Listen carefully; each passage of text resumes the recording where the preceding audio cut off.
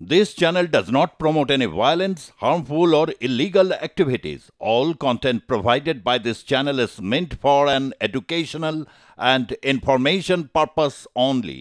মানে মানুষ কারোর ভালো দেখতেই পারে না। আমি তো এটাই দেখতে পাচ্ছি যে কোনো অ্যাঙ্গেল থেকে ভালো দেখতে পারে না। মানুষের মানসিকতা বিকৃত হতে হতে হতে হতে এতটা নোংরা জায়গায় চলে গেছে কি সমস্ত কিছুর মধ্যেই না নেগেটিভিটিকে খুঁজে বের করে। চায়ওয়ালা বলে ওনাকে ছোটই করা হয়, অথচ এই মানুষই বলে যে কোনো কাজই ছোট নয়। অবশ্যই ডলি চায়ওয়ালা যিনি আছেন, আমি ওনাকে মন থেকে রেসপেক্ট করি এবং ওনার থেকে যদি আমি জীবনে কিছু শিখতে পারি তাহলে আমার মনে হয় যে এটা আমার কাছে কিছু বড় পাওনা হবে। মডেলিংয়ের গ্ল্যামার ওয়ার্ল্ড ছেড়ে সোজা চায়ের দোকান। নিজেকে 5 বছরে কোথায় দেখতে চান? কোনো ব্র্যান্ড হিসেবে নাকি অন্য কোনো চিন্তাভাবনা রয়েছে? অবশ্যই নিজেকে নেক্সট 5 ইয়ার্সে তো আমি দেখতে চাই কি আমার একটা এমন ব্র্যান্ড আমি তৈরি করতে পেরেছি যেখানে বহু সংখ্যক মানুষের বেকারত্বকে আমি কাটিয়েছি, আর সবথেকে বড় কথা কিছু মানুষের মানসিকতা চেঞ্জ করতে পেরেছি। কেননা মানুষের মানসিকতা বিকৃত হতে হতে হতে হতে এতটা নোংরা জায়গায় চলে গেছে কি সমস্ত কিছুর মধ্যেই না নেগেটিভিটিকে খুঁজে বের করে।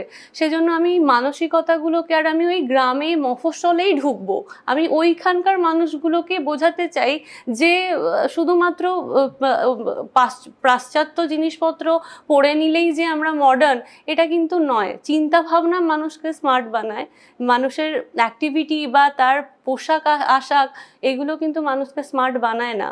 আর একটা কথা যে আমরা ভারতে বসবাস করছি, ভারতের মতো মহান দেশ, যে সব দিক থেকে কিন্তু আমরা এগিয়ে, কিন্তু এই একটা জিনিস আমাদেরকে সবসময় পিছিয়ে দেয়, সেটা হচ্ছে যে আমাদের নিজেদের মধ্যে নিজেদের যে ঈর্ষা, নিজেদের একে অপরকে টেনে নামাবো।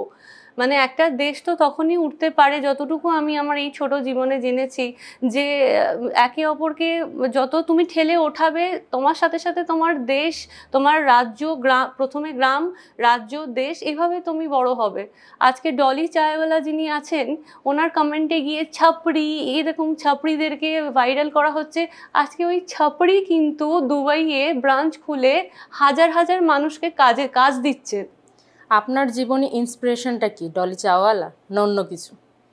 ইন্সপিরেশন কোনো একটা মানুষ নন, অনেকেই আছেন, কিন্তু বারবার আমি দেখেছি যে ডলি চাওয়ালাকে নিয়ে একটা কোথাও না কোথাও মানে একটা হাস্যকৌতুক বিষয় ক্রিয়েট করা হয়।